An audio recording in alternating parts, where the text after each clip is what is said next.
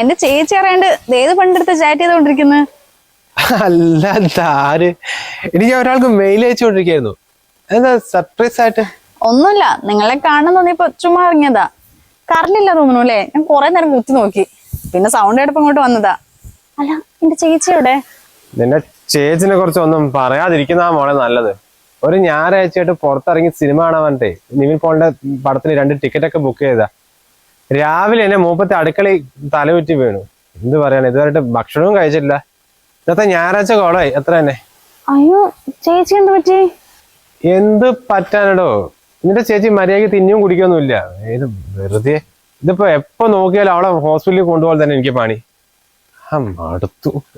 ആളെ കിടക്കുന്നുണ്ട് ഇപ്പൊ. ഏട്ടങ്ങനെ ഡെസ്പ് ആവില്ലേ? ഇപ്പൊ ഞാൻ വന്നില്ലേ, ഭക്ഷണമൊക്കെ ഞാൻ സെറ്റ് ചെയ്തോളാം. ഒന്ന് ചേച്ചിനെ കണ്ടിട്ട് വരാം.